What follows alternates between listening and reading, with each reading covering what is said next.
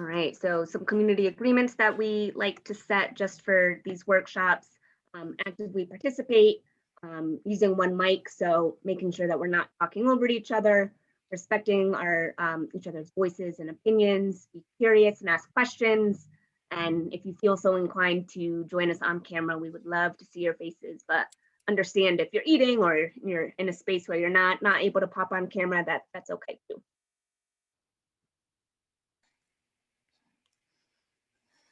All right, I'll pass it over to Miss Tara. Hello, y'all. Good evening. Oh my gosh, I'm so excited to be here. You don't understand. So coming from Philadelphia, the school district has been closed and the services I provide at my job, we just haven't had a lot of youth contact. So I'm just so excited to be able to present to y'all and yeah, get a conversation flowing and get some information to y'all. I hope you guys learned something or you all learn something new throughout this process and y'all teach me something new. So I'm really excited about that. So as I said before, I'm from Buffalo, New York. I am in Philadelphia. I have been here since 2012. I went to Widener University here and I got my master's in social work and master's in education that was focused around sexuality studies. So this is kind of like my jam. And I have basically been working with youth since coming to Philadelphia in a number of various fields, but currently I am the supervisor of the Health Resource Center program that's in about 60 different, mostly high schools, but some middle schools throughout the Philadelphia area. And we provide one-on-one counseling services around sexuality health, anything around sexuality health, really. Folks come to us, talk to us, get safer sex items, so condoms and such. And we can also make referrals for them if they need any referrals there after the visit. So yeah, like I said, this is my jam. And so I'm really excited to trying to give you a full scope of sexuality, but not try to inundate you all because there's a lot to it.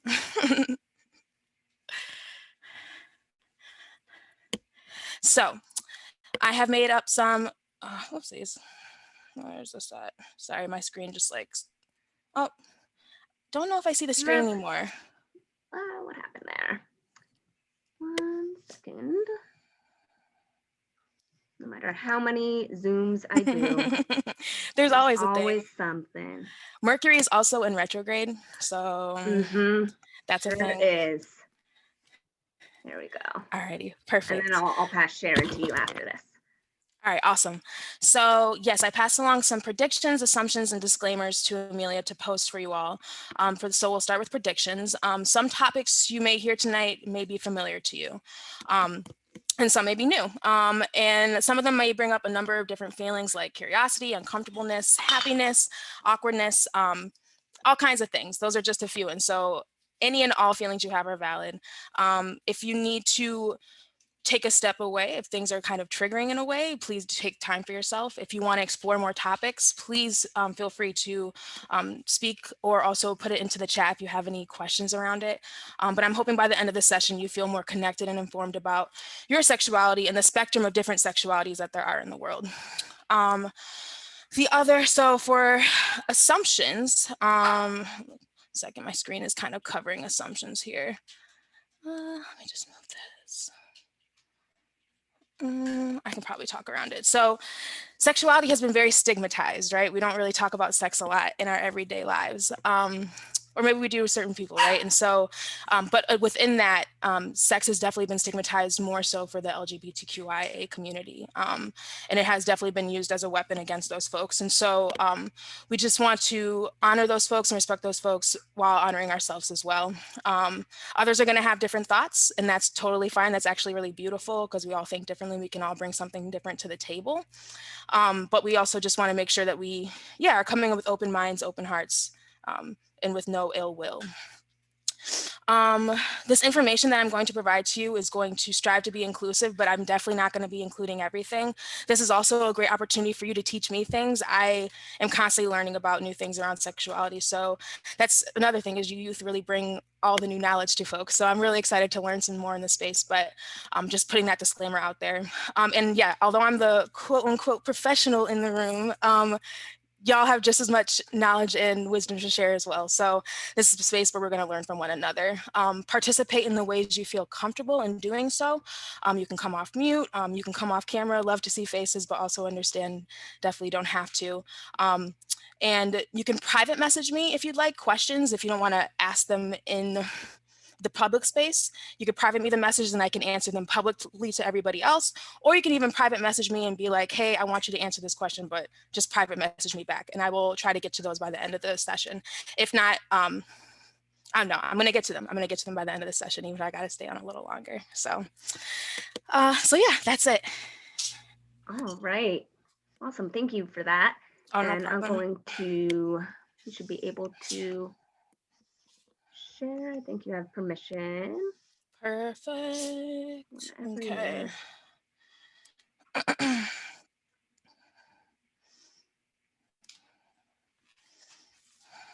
All right, just folks, let me know when you can see the screen and I'll go ahead and put it in presentation play. Yep. Okay. This thing is tripping me up. There we go. All right. We're in full screen. Yeah.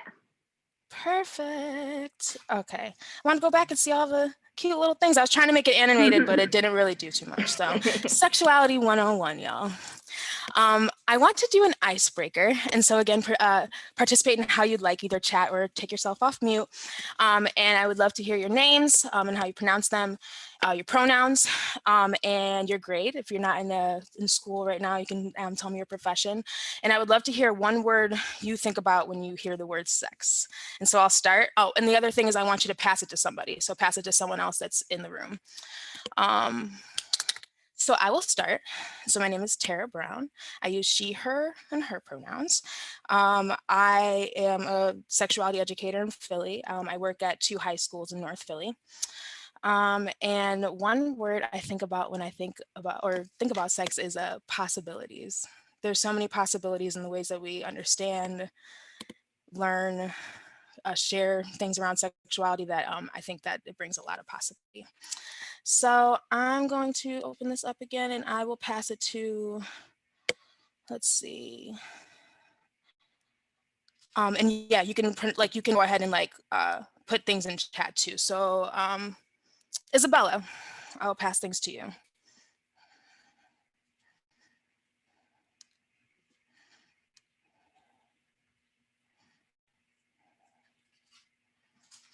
So Isabella Baker, I'm sorry if I'm pronouncing your last name wrong. She's her pronoun, she's a freshman, and she thinks of spectrum. Ooh, I love that, I love that. Who are you passing it to?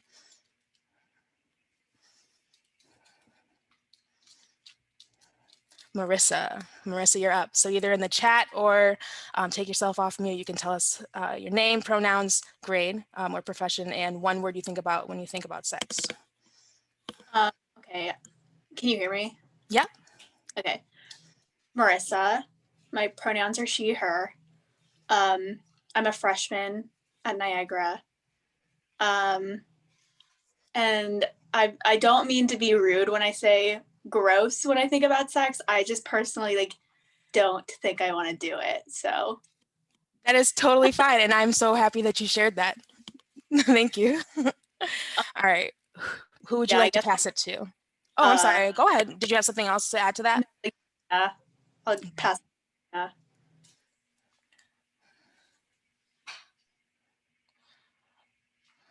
think you might have been breaking up. Who'd you pass it to? Trina. Hi, I'm Trina. My pronouns are she, her. I am a freshman in college. Yeah, that's my profession. One word I think of when I hear the word sex is scary. It probably shouldn't be, but that is the word. Oh, no, definitely is. Yeah, absolutely. And who would you like to pass it to? Michaela Rossetti. Hello, my name is Michaela. I use she, her pronouns. I am a senior at Niagara University, and the word I think of when I hear sexuality is fluid. Awesome. Yes, fluid spectrum. I'm loving it. And those feels, those real feels. Who are you going to pass it to? Oh, sorry about that. Oh, no, I it's am okay. going to pass it to Tally. Sorry, I don't know how to pronounce your name. Yeah, teach us. Talia. All right. Talia. So basically, let me look at it. My name is Talia Paris. Pronouns: she, her, grade, 10th grade, profession. I don't have a profession yet, but I have a big profession in mind for the future.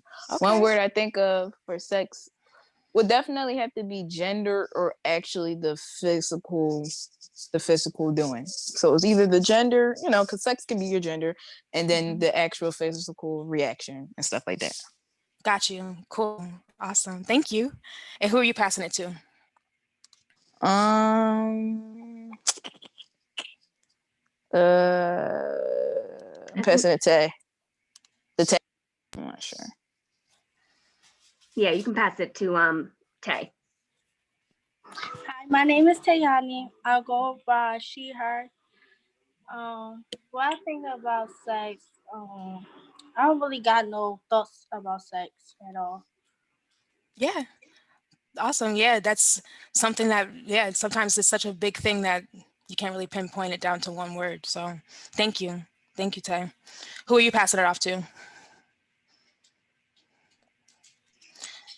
Think we have Grant left. That's Mr. Michael. So Mr. Michael. he Okay.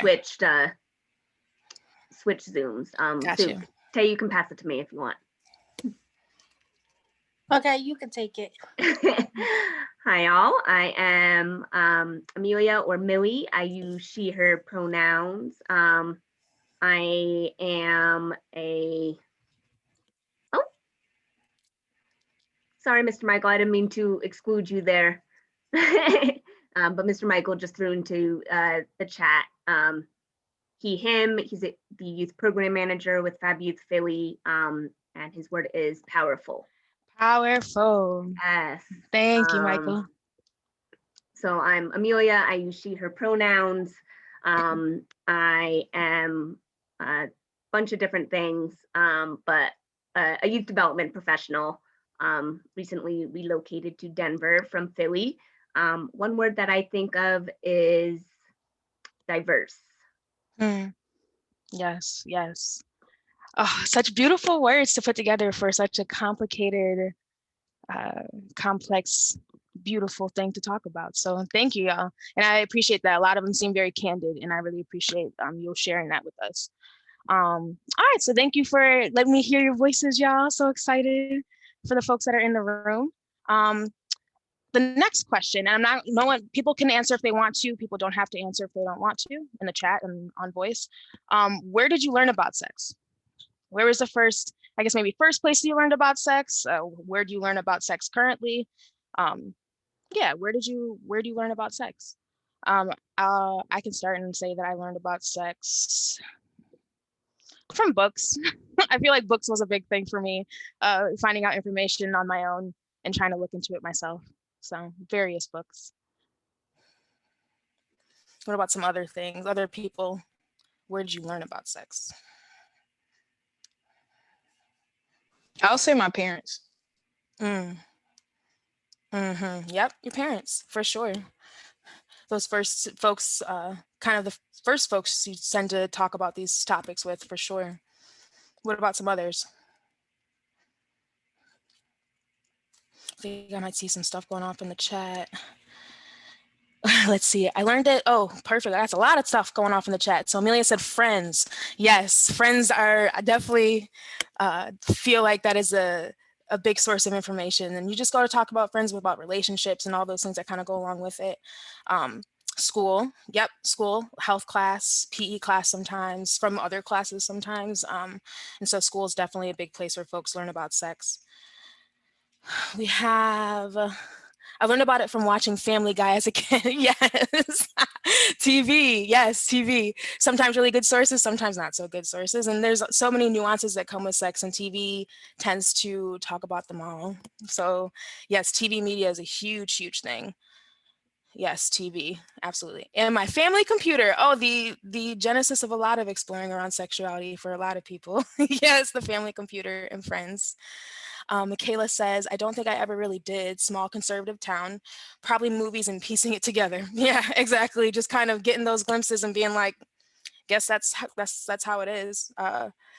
Absolutely. And so, yeah, Michaela brings up a good point that sometimes it's not a conversation or even information that you end up learning.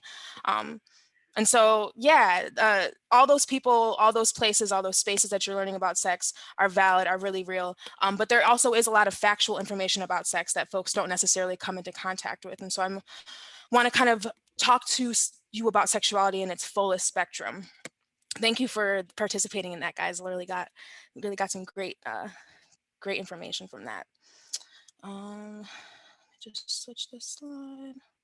So I'm gonna exit out of here because in this space, the gingerbread person looks really bad, but I do have a separate tab that's open. Can folks see that gingerbread person? Perfect, perfect, perfect. And so I'm gonna read the top. This is it's pronounced metrosexual.com.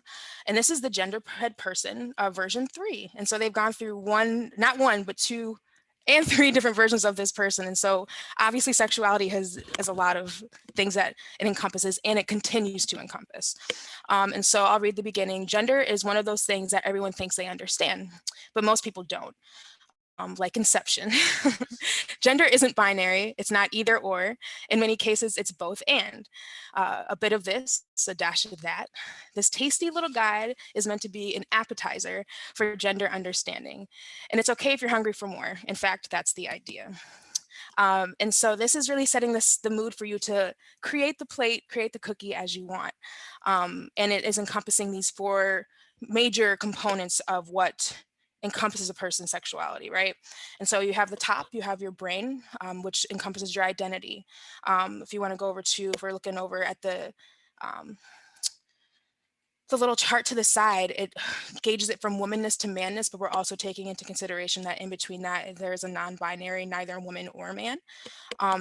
And that can encompass so many things: two-spirit folks, genderqueer folks, folks who identify as trans. There's so many different identities. And within that, those also include pronouns. And so that's why we were asking pronouns earlier. Popular ones, she, her, them. Not popular ones, B. I learned this recently. B is actually one that's used for folks who think maybe a little bit differently neurologically and maybe don't have the commonly held conceptions of sexuality as some other folks do. And so that's a completely different one that I actually even learned last week. L, Ella, Louis, I've heard of Z. There are so many different pronouns. And so that is a encompassing of what sexual identity or gender identity encompasses. So how you in your head define your gender based on how much you align or don't align with what you understand are the options for gender. And so if you go down a little bit, we have sexuality and what it looks like in the heart. And that is attraction. And actually sexual, we'll get down to it, but attraction isn't always sexual or romantic. It can be both. Actually, let's go down here because then we'll talk to expression there. So a little bit further down, sexual attraction, again, runs the spectrum of to women, to folks who present as femme for femininity, males, men, masculinity, all there in between, including folks who do not identify by the binary. And then you have your romantical attraction, right? You have an attraction to folks that you like, but maybe you don't even necessarily want to have sex with them, right? That's a romantic attraction. Also want to say within this spectrum, folks cannot be sexually attracted or not be romantically attracted to anybody. Those are asexual folks. And so you can have an absence of that as well, and that is their sexuality. And so many different ways to identify who you are sexually attracted to, who you're not sexually attracted to, and the same thing for romantic. I'm just gonna check the chat here to make sure I don't got anything going. Is there anything in the chat or any questions? All right. No, nothing's We're good? popped up yet. You're good. Okay, cool. Feel free to throw things in the chat if you need. So we're going to go to expression. So gender expression is the ways you present your gender through your actions, through dress, through your demeanor, and how you present yourself as it is interpreted, right? As it is interpreted by gender norms. That could be butch, femme, androgynous, gender neutral. Gender expression runs the gamut of feminine, masculine, and non-binary. And then we have your sex. I think Talia brought up sex in the biological way, right? And so the physical sex characteristics you're born with and that you develop, including your genitalia, body shape, voice pitch, body hair, hormones, chromosomes, all the biological things. So 4 components of sex that have very different combinations, right? A little dash of this, a little sprinkle of that. And so you can identify it and define it in your own way. Go back to Canva. Hit this. And we're going to go back to big screen. All right. Can folks see the circles of sexuality? Yep. Awesome, awesome. And so even further, and even on top of the sexual orientation, gender, and the behaviors that we display within that, sexuality has other things that it encompasses. It has things like sensuality, which is like, it talks about your physical senses and how you're aware and your experiences in your physical senses when it comes to sexuality. It could be around pleasure. It could be around body image. Those are a couple of things that encompasses. Intimacy is one that talks about the ability and the ability and the desire to have sexual closeness or emotional closeness. It could also talk about the person who does not have desire or ability for emotional closeness or sexual closeness. It could also include things that are not necessarily sexual when it comes to like sharing or caring or emotional connections in general, risk taking, and being vulnerable with another person. And then you also have your sexual and reproductive health, right? And so your kind of self-care and self-wellness when it comes to your sexuality, talking about anatomy, sexual activities, reproduction, contraception, STI, and prevention of that. And so many things encompass sexuality. Sexuality is a very, very large topic. Talking about sexuality, and sometimes in the ways that it is expressed through relationships. Sometimes sexuality is not a part of relationships. Sexuality can encompass that and not necessarily at all include that, right? And so I want to kind of talk a little bit more into, we're going to switch it off into relationships a little bit, and what relationships can and should look like when one's engaging in them. And so in front of you is the teen equality wheel, but it is very much encompassing of young adults and older adults, and where you should see all of these parts within the relationships that you engage in, right? Quote unquote should, because I know, even speaking for myself, and I know a lot of folks don't always have a lot of these components, but this is speaking to the fullness of respecting your personhood and what you want. And this is a lot of talking and meeting where you're at with within these subjects. So I'm just checking the chat real quick. So we have many of things, and I kind of want to hear folks their experiences in their relationships where they felt like they have had communication met, their respect met, trust and support. And even if you feel like sharing, maybe when you haven't had those things met, I would like to hear from folks, either in the chat or you could take yourself off mute. Oops, sorry, I'll go back here.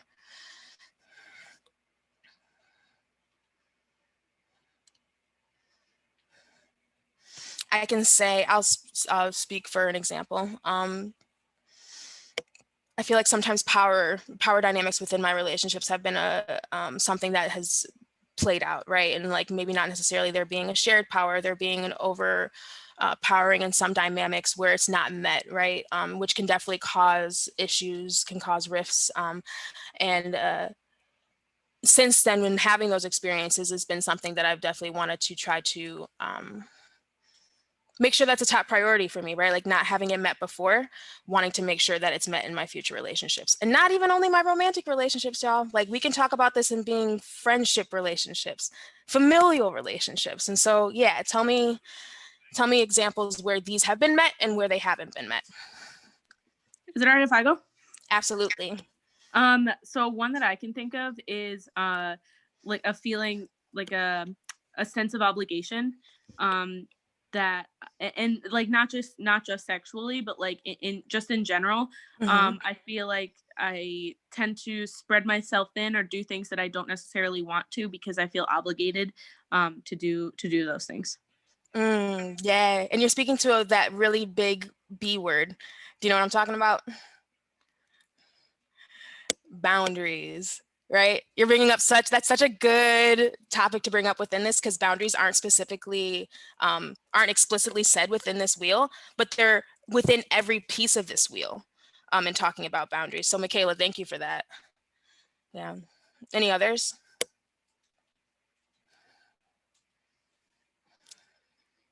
In the chat too, if you wanted to add in the chat.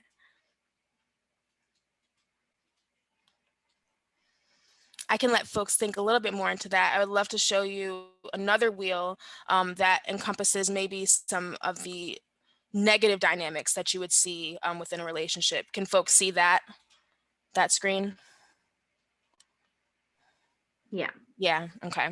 And so isolation and exclusion, peer pressure, anger and emotional abuse, using social status over folks, that's that power dynamic, intimidation, minimizing or denying and blaming, threats, coercion. This can present physically, sexually, emotionally, in so many different ways. And so, yeah, definitely something you want to make sure that you're keeping, you want to make sure that you're aware of, because right when we're falling in love and all those things are flowing and the emotions and the hormones and all those things, sometimes these are not front and center of our mind. And sometimes these things don't even pop up until later on in our relationships, right? And so we just want to make sure that in getting our needs met, we're also making sure that these things are not popping up in those situations. Okay. We had Isabel throw something into the chat there. Ooh, yes, thank you. So Isabella says, honestly, I've been in decent relationships before, but I've never felt a sense of respect now that I look back on it. Yeah, yes, and that looking back is a whole nother thing, right? Exactly. You're speaking to the being in it and the smog that can kind of be there. And that totally makes sense for sure. I'm usually so in love or infatuated that I let things like basic respect just kind of go out around my head, right? And it could be that the person respected you in certain ways, but then there are other ways that they showed you disrespect, right? And so it might be like there's components and levels to it too. And that love with that infatuation and all those feelings, you'll sometimes jeopardize yourself within that to try to meet somebody else where they're at. So thank you, Isabella, for that. Thank you. Okay, so we're gonna get back to this. So along in relationships, you want to have all those needs met, making sure those warning signs aren't there. You also want to make sure that you're always giving and receiving consent. Consent, that is a big buzzword we have nowadays, right? But Planned Parenthood actually gives you a breakdown of what consent can look like, right? Because there's always those blurred lines of yes and no and the in between. And so Planned Parenthood uses a model called the FRIES model, which is an acronym for consent, which starts with freely given, right? And so you're not forcing or coercing someone into giving consent. You're not saying that you'll give them this for consent, that you'll any type of bribing that one would have to do is not consent, right? And that it's reversible. You can say yes, and then you could say no, and that is okay. And that's just that. It's informed consent, right? And so folks are going into the situation knowing folks' boundaries and limits and levels and knowing what they're getting into, right? Not having things pop up or be a surprise when they're in the act. And again, just kind of checking back, right? Enthusiastic. And so we're not waiting for someone to those nonverbals, right? That can be a little bit in the in-between space, right? The head nod could be a head nod, but it could also be like an apprehensiveness.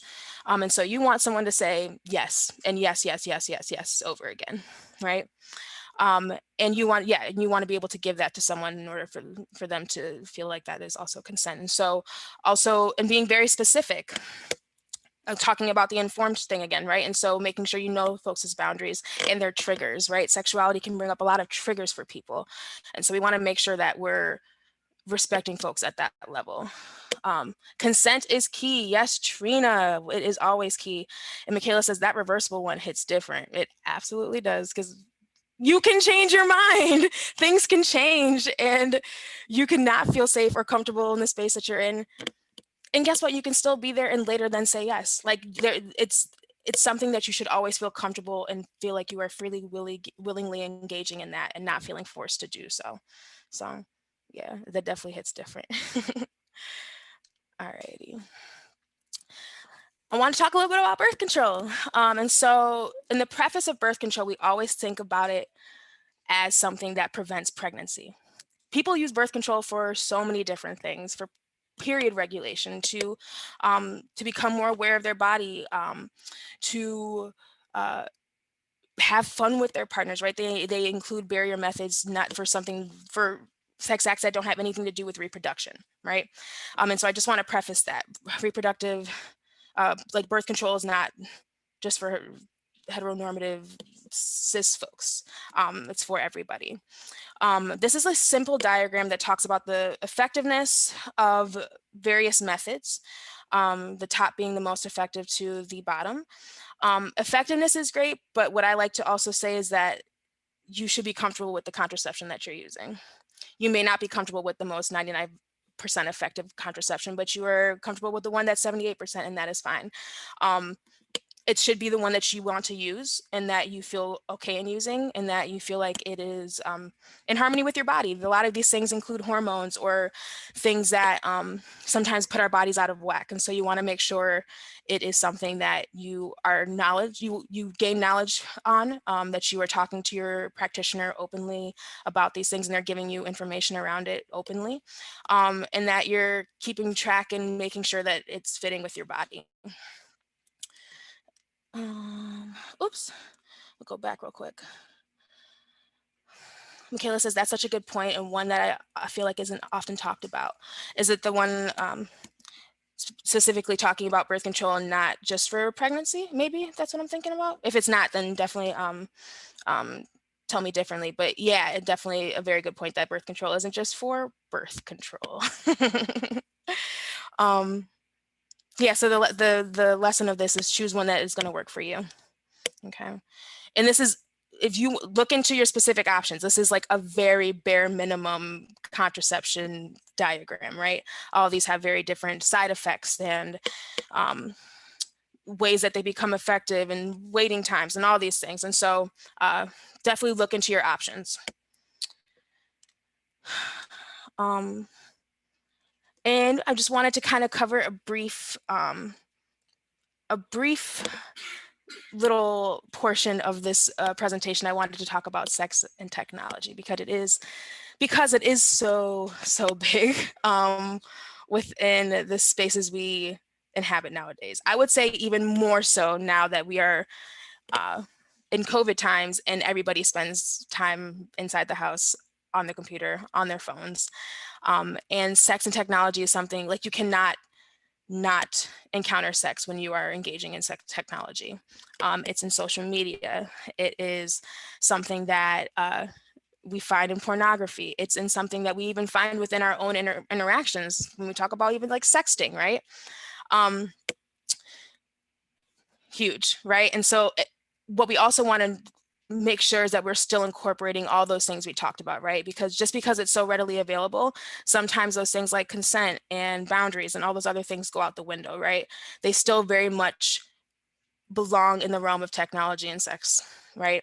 And so making sure that if you are engaging in that, if you're taking it in, you're taking it in responsibly and engaging in it responsibly. Also with the understandings of that, like, a lot of the times when you're encountering it in social media and pornography, it is entertainment. It is not the expectation. It is not the norm. Please do not think of that as the norm. Sexuality, as we saw, encompasses way more than just the physical act that is filmed for 2 minutes and 30 seconds. So just wanted to put those disclaimers out there too. And it's just something that's so relevant, and that's something that we just encounter on an everyday basis. Okay. I'm still getting nothing in the chat or anything, no questions? Okay, cool. So I want to throw some resources and some websites to you all that have provided me really good information, some of which was in this presentation and just throughout my career as a sex educator. Advocates for Youth is a great organization. They're the ones that actually, I think, have kind of helped solidify the wheel of teen dating pregnancy that we were looking at. Scarlet Teen is actually probably my favorite.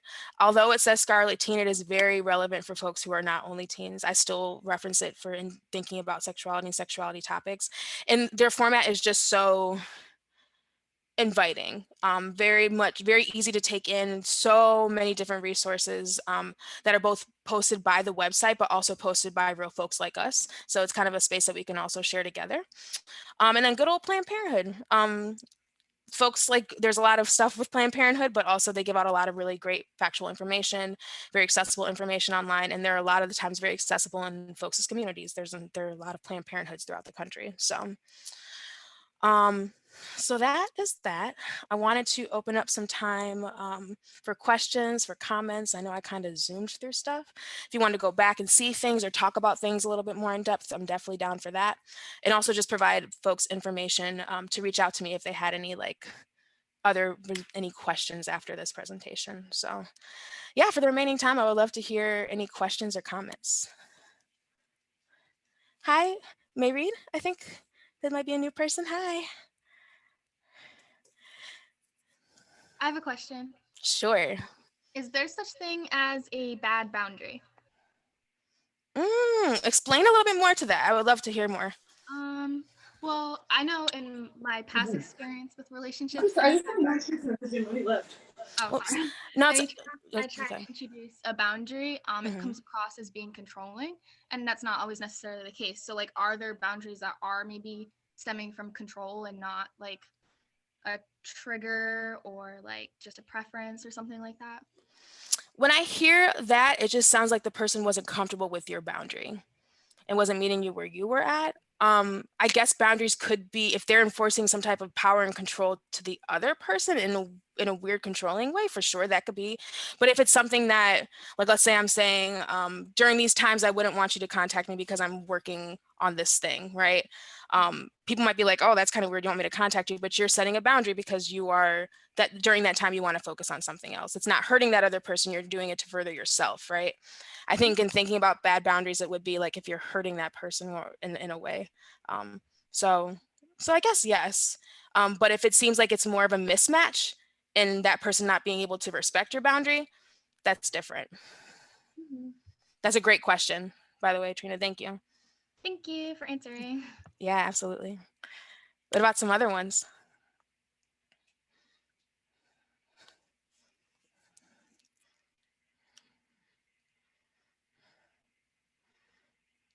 Any new information that folks learned and maybe wanted to know a little bit more about? That can also be something you could share. Could I ask a question? Sure. If you have a difficult time figuring out your boundaries or even setting boundaries to begin with, how would you go about like getting comfortable with yourself just doing that? That's such a good question because some folks don't even know where to start, and have had experiences in not necessarily being able to own their own boundaries. And so I guess in thinking about that, maybe in looking at that wheel, right? And looking at the different components within that wheel. And I would just think and say to myself, what would my the relationship that I would want to be look like in regards to that, right? If I had every piece of that pie filled, what would it look like? And I think then you can kind of see what kind of boundaries you would need to set within the relationship you would want to be in. And again, I think that's within romantic relationships, but also friend relationships. Friend relationships can be toxic. Family relationships can be toxic. And so you can kind of think about it in a broader spectrum too. But looking at that wheel, I think also maybe thinking about what hasn't worked for you in the past in relationships, what boundaries you felt like were being overstepped all the time, what things really triggered you. I think that's a good place to start too. Great question. Thank you. Yeah, thank you. I have a question. Sorry, I'm trying to mute. Oh, you're Okay. fine. So I have a question. And it is kind of relating to boundaries. And so obviously relationships of any kind, friendship, romantic, are not transactional. And this is something that I talked to Trina about a lot, actually. How do you balance a relationship that, like, I mean, like I said before, friendship, relationship of any kind, because you want to be there for your friends or your significant other or whatever, but how do you balance it if you're not like getting like I don't know how to explain it, but not getting it in return, I guess, because obviously it's not transactional, but I mean, how do you draw that line? How do you find that boundary? Yeah, really difficult at times, for sure. I'll say something, and I also want to put that question out to other people, because I would really love to hear what other people have to say with that question too. I would say,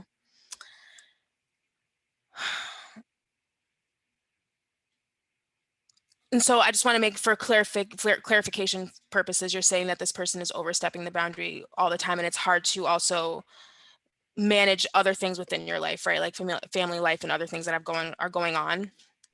Yeah, honestly, it's kind of more reoccurring. It's kind of more reoccurring for me in friendships rather than relationships, which kind of, in my opinion, makes it harder for me to kind of draw that line.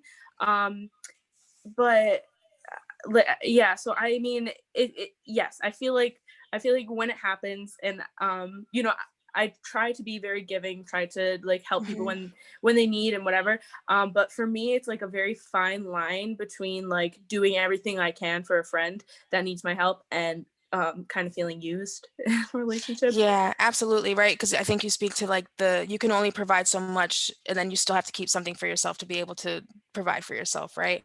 And yeah, I get the whole like transactional thing, but it also needs to be a give and take, right? There does need to be a component of like, I'm providing this for you in the relationship, and you also have to provide this for me in the relationship, for this to be something that is beneficial for both of us, right?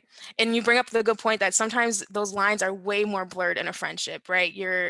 And sometimes romantic relationships, or even sexual relationships, sometimes those things are closer and they're a little bit more on the frontward facing, and those friend ones can kind of sneak up and be a little bit harder too, because you have really good close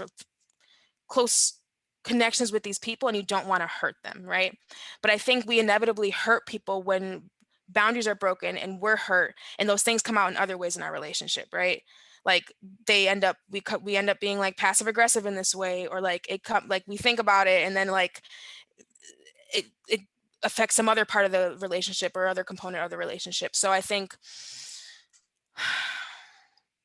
especially when it's reoccurring, I think sometimes in the moment is not the best to confront it, but sometimes maybe in a non-heated moment, just being like, hey, in that moment, this is how I was feeling, right? I think in saying what you did or what you said was making me feel this way, and you saying in an I statement makes it more of like, you may not have meant that may have not been something that was your intention, but this is what I was feeling. And actually I want to believe that wasn't at all your intention, because you're my friend, right? I think a lot of the times friends also want to be able to provide for you in the ways that you want to be provided to. And so it is just that honesty sometimes can hurt, but it does a lot of times break chains and opens up conversations that can be really healing. But that awkwardness is sometimes, well, I will say all the time, you can't avoid it. And that building up is real. And so the little thing that was little is now turning really big, and then that can mean like a bigger break in your relationship. And so it's really, although it can be really, really hard,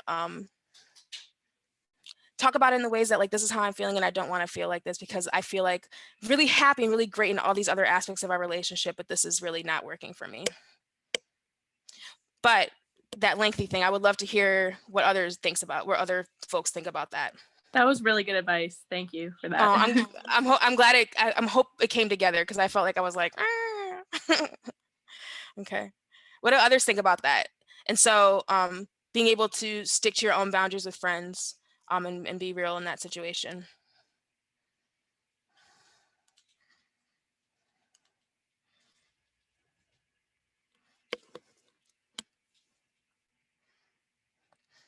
or maybe even boundaries in relationships. I'm sorry, I think I might have cut someone off.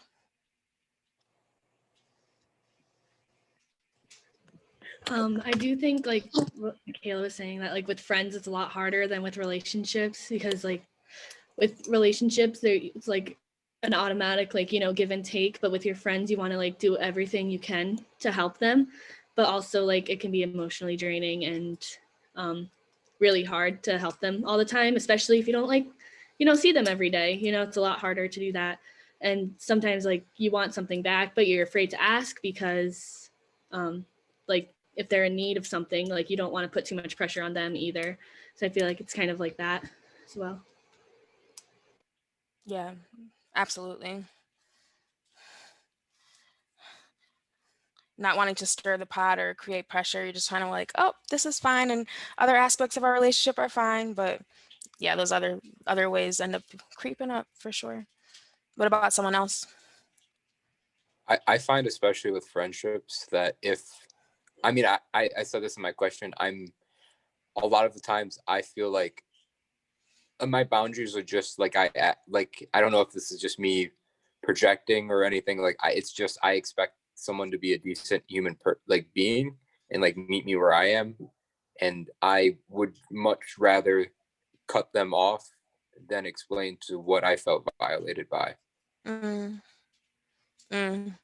That's such a good point, right? Because sometimes cutting folks off is way easier than actually confronting the situation.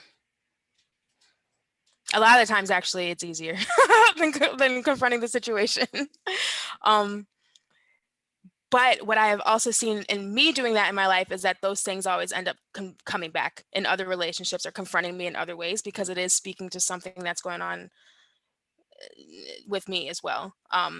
There might be some other things that like folks are bringing to the table that you aren't, that, you know, that's them. But sometimes those pervasive things that you're seeing in other parts of relationship or in other relationships is definitely something that is like an inner thing to think about versus an outer thing.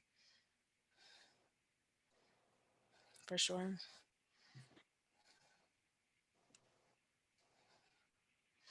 Any other comments on this or another topic as we wind down?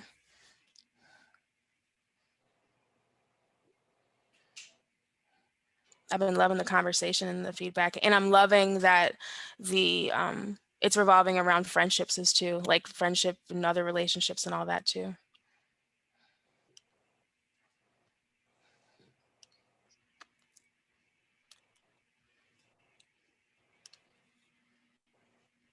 I have a question. It's Sure. not really related to boundaries and it's a lot broader, but Okay. like what are some things to look for yourself within yourself for to know that you're ready for a new relationship, whether it's a friendship or a romantic relationship? Everyone's like, oh, I'm not ready, but like what stuff should I be looking for to know that I am ready? That ever age question of when you're ready for certain things, and yeah, for friendships too. I hate to be that cliche. I'm like, you'll know when it's right. But I also think that you'll know when you have set those boundaries and set those expectations and they are being met. Right? Like, this is what I would like this relationship to look like. This is how I would like to be in this relationship. This is what I would like to do, see, feel, all those things. And those things are being met. You're feeling respected. You're feeling like you are giving and receiving consent. That's not to say that you're not going to fight or have like disagreements, but when that happens, they're happening in a respectful way and you're able to move past it and grow with that person. I think that's a big thing too, and being able to have those hard conversations, be able to move past those things. I would say that's when I know when I'm ready, but what about other folks?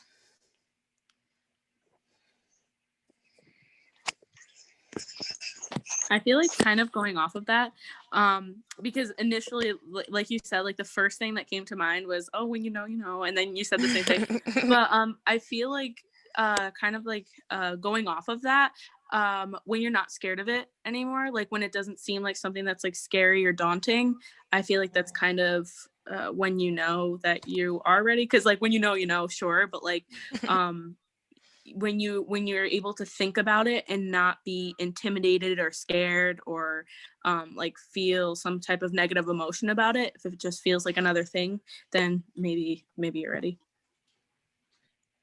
That's such a good point. When it doesn't feel that big of a thing, when it just feels like this is the next step, this is the next progression of the relationship, and it doesn't feel like it's overwhelming or overburdening or stressful.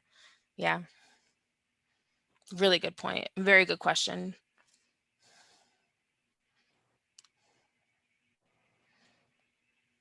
Any others?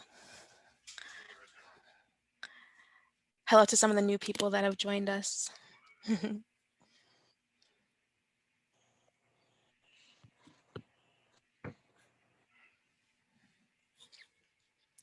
Well, if there's nothing else, I want to say again, thank you so much, Amelia, for inviting me in this space. Thank you so much to everyone for inviting me and making me feel welcome in this space. Yeah, I could talk about this stuff all day, so let me know if you'd love me to come back. Yeah, I've just loved all the conversation and the input that you have all given. It's been really, really great. And just as make me so hopeful for the younger youth, because you all are a pretty amazing generation with just so many great open ideas and just a way different understanding. And I'm just so happy to share space with you all. Thank you so much, Tara, for coming in and leading our first workshop of 2021. Also, shout out to Trina here for giving us this idea of the workshop topic. So between the two of you, thank you so much. Oh, of course. Thank you. Awesome. Thank you for facilitating such a healthy conversation. Oh, absolutely. Thank you for spawning it. Awesome. Well, take care, everyone. Have a great night. Yes. Good night. Good night. Oh, thank you, Matt. Thank you, Talia.